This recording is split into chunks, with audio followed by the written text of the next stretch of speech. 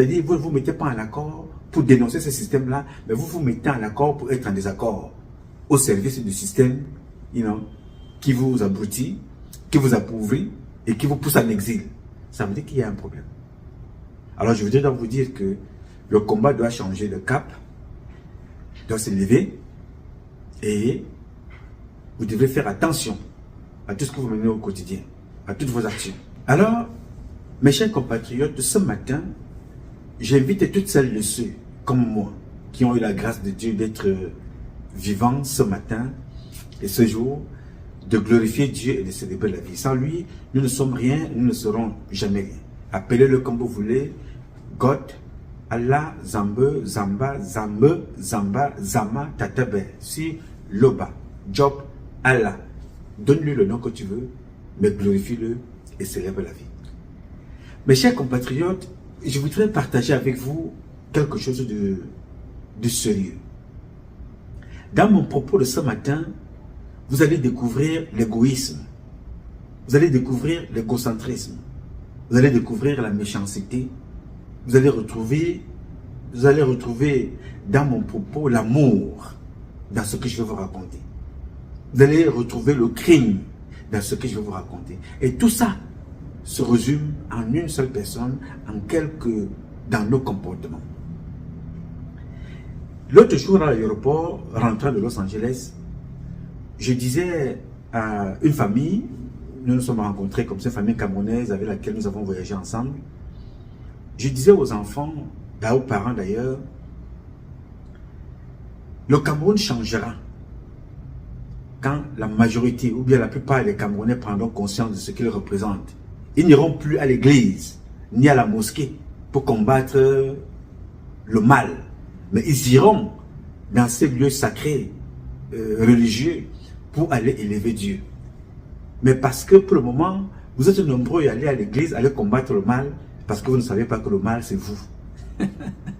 Le mal n'est pas à l'église. Le mal ne se retrouve pas à l'église. Le mal se retrouve dans chacun d'entre nous. Et ce mal-là côtoie Dieu qui veille en chacun d'entre nous.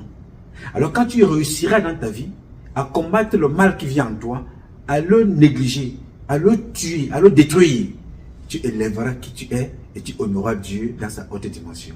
Et là, quand tu rentreras à l'église, tu commenceras à pas de danse chez toi, à la maison, jusqu'à l'église, à la mosquée, pour célébrer et glorifier Dieu. Et tu n'iras plus là-bas pour combattre le mal, parce que tu l'aurais tué depuis très longtemps. Ne va pas le chercher ailleurs, chez ton mari, chez ta femme, chez ta tante, chez ton père, chez ta mère, comme vous aiment le dire les pasteurs et les prêtres. Le mal vit en chacun d'entre nous. C'est à chacun de le neutraliser. Aussi longtemps que tu feras le bien, la récompense n'aura pas de limite. Mais aussi longtemps que tu feras le mal, les conséquences n'auront pas de limite. Et ce mal-là vit en toi. Il suffit tout simplement de le nourrir. Dès que tu le nourris en faisant le mal aux autres, alors tu élèves là la dimension satanique, diabolique. Le diable, tu ne le verras jamais. Jamais de toute ta vie. Parce que c'est toi qui l'incarne. Alors tue-le pour qu'il ne réapparaisse pas, et qu'il n'apparaisse même pas, et qu'il n'ait même pas corps. Et là, tu élèveras la dimension des anges, la dimension de Dieu, et la dimension de toutes les créatures merveilleuses. Et tu verras ce que Dieu te réserve. Et qui est Dieu? Vous dites dans les Saintes Écritures, Dieu créa l'homme à son image. Alors si Dieu a créé l'homme à son image, qui suis-je? Qui es-tu? Alors quand tu répondras à cette question, tu comprendras où se trouve le mal, où se trouve le démon, où se trouve le diable, où se trouve Dieu et les anges. Ou alors, où se trouve Dieu et les anges. Ok? Bien. Alors ce matin, je veux te parler sérieusement du vice-amiral, plus connu du contre-amiral Joseph Ofouda, nouvellement vice-amiral, qui détruit les vies au Cameroun. Je n'ai jamais vu ça nulle part. Je n'ai jamais vu une autorité aussi méchante, à ce niveau-là, commettre des actes criminels. Je ne sais pas qu'est-ce que l'être humain veut. Ça rejoint ce que je vous disais tantôt. Chaque fois que tu sauras qui tu es, tu n'iras pas combattre Satan ou le démon, ou le mal dans les églises, la mosquée, la synagogue. Non, tu le combattras dans ton être toi-même. Je n'arrive pas à comprendre ce qui se passe, c'est inexplicable. Alors, l'histoire du contre-amiral Joseph Fouda, vous la connaissez. Cette histoire qui a opposé le contre-amiral à un jeune Camerounais appelé Mbapou Parfait. Il n'est pas seul. C'est une situation qui réunit au moins 150 personnes. Cette affaire du contre-amiral.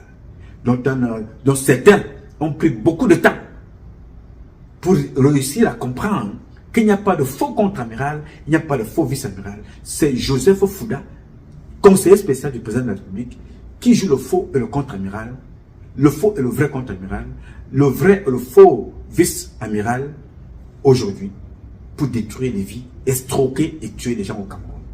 Je le dis ici, je l'ai dit hier, je le dirai demain. Et devant Dieu et devant les hommes, je lève toujours la main de dire la vérité et rien que la vérité. Ça me coûte la vie, ça me coûte beaucoup d'argent, ça me coûte ce que ça va coûter. Joseph Fouda ne m'a jamais rien fait personnellement. Donc je n'ai aucune raison de l'en vouloir. Mais si tu agis dans la vie parce que tu attends que ça t'arrive, ce que tu fais mal. Parce que ce qui arrive au procureur en ce moment, le procureur Mbarga, ce qui lui arrive est la conséquence de son inertie lui-même. Vous allez comprendre pourquoi. Après s'être attaqué, Mbapou Parfait qui dit depuis des années que ne me tuez pas. Je traite avec le contre-amiral Joseph Fouda. Les voices sont là, les documents sont là, les transferts sont là, les banques sont là. Les personnes avec lesquelles je travaille sont aussi là. C'est avec lui que je travaille. Alors, comme les gens sont là, à regarder leurs intérêts personnels, à regarder leurs postes, à regarder ce qu'ils ont à faire. Donc, ils sont appelés à tuer les petites personnes qui n'ont ni poste, ni argent, ni fonction pour pouvoir rendre service au contre-amiral. Alors, c'est ce qui est arrivé au procureur Mbarga hier, aujourd'hui et probablement demain. Probablement demain, pourquoi? Demain, parce que si rien n'est fait pour stopper ce règne criminel, ces actions criminelles de Joseph Fouda, nous allons perdre tous les jours des enfants en commentant. C'est-à-dire, on a fini avec Nga Stéphane Jordan, l'enquête classée sans suite alors qu'il était au service de Fouda. On a fini avec Thierry Ndong, enquête classée sans suite alors qu'il était au service de Joseph Fouda. Bon, je ne veux pas faire ici la liste de tous ces mots pour le moment parce que ce n'est pas l'objectif. Mais on s'attaque là à Parfait Mbapou vivant et à d'autres vivants. On regarde, on commande. Ça me rappelle une chose dans ce pays, l'Amérique, qui m'a fait honneur de m'accueillir. Il y a de cela 1 an ou 2, ici à New York, il y avait un architecte, un monsieur grande taille, responsable. Personne ne pouvait le soupçonner. Qui se levait toutes les nuits, alors qu'il a des femmes et des enfants, il allait tuer des femmes et les enterrer à la plage. Il a enterré même d'autres dans son propre jardin, chez lui à la maison. Mais il sortait tous les matins, il allait au travail, costume, bien cravaté, il avait des grands bureaux à New York. Il a été arrêté. Ça a pris le temps que ça a pris, mais il a été arrêté. J'ai dit à Chantal Biya, si vous n'avez pas pu faire quelque chose, parce que vous n'étiez pas au courant, tous les éléments sont là, aujourd'hui, pour arrêter ce monsieur et le mettre en prison. Si vous ne le faites pas, demain vous serez responsable. Mais nous n'allons pas croiser les bras. Je ne peux pas, de là où je suis, croiser les bras et laisser les Camerounais être sacrifiés tous les jours par un tueur en série. Joseph Fouda est un tueur en série. Je n'ai pas besoin de peser mes mots. Je n'ai pas besoin de les peser parce que les faits pèsent même plus que mes mots. Parce que j'ai dit les faits et je les adjoins aux actes qui ont été posés par ce type. De quoi est-il question aujourd'hui? Souvenez-vous de ma dernière publication parlant de la Guinée-Conakry. La Guinée-Conakry, il s'agissait là d'une situation concernant une certaine Nkoro Tchang. Nkoro Tchang qui avait été arrêté donc en Guinée-Conakry pour tentative d'escroquerie auprès du président. C'est terrible. Et tente là ainsi d'aller escroquer le président de la République de la Guinée-Conakry. Alors, qui parle de Nkoro Tchang? Celui qui parle de Nkoro Tchang vous parlera également de Joseph Fouda. Parce que c'est Joseph Fouda qui emploie Nkoro Tchang. Nkoro Tchang, qui est-elle? C'est la nièce de Joseph Fouda. Qui est cette nièce? Elle est l'épouse d'un certain So Almami. Ce So Almami-là, qui a fait la prison au Cameroun et qui a été sorti de prison, on l'a fait fuir par le biais toujours de Joseph Fouda. Ça n'a pas commencé aujourd'hui, cette affaire dont vous attendez. C'est une affaire qui date depuis très longtemps. Ce So Almami a des nudes, des femmes de personnalité. Ce So Almami a des nudes, des femmes des colonels, des officiers supérieurs. Avec le temps, je vous donnerai leur nom. Et les images, je les ai également. Et il a réussi à fuir le Cameroun pour aller se réfugier en Zambie, entre la Zambie et le Sénégal, parce que Nkoro Tchang elle-même vit entre le Sénégal, la Zambie et les pays là où elle va faire les escroqueries. Donc, ce Almami qui est donc l'épouse de cette femme, et les femmes Nkoro Tchang ont fui le Cameroun parce que c'est avec elle que travaillait Mbapo Parfait. C'est à elle que le maire de Nkonsamba 2 avait donné 1,2 milliard pour aller remettre au contre-amiral Joseph Fouda. Je ne comprends pas pourquoi le maire de Nkonsamba 2 n'est pas convoqué, n'est pas entendu, n'est pas interpellé. C'est la corruption. Où a-t-il pris cet argent pour donner à Nkoro Tchang? L'a-t-il pris dans les caisses de la mairie? L'a-t-il travaillé?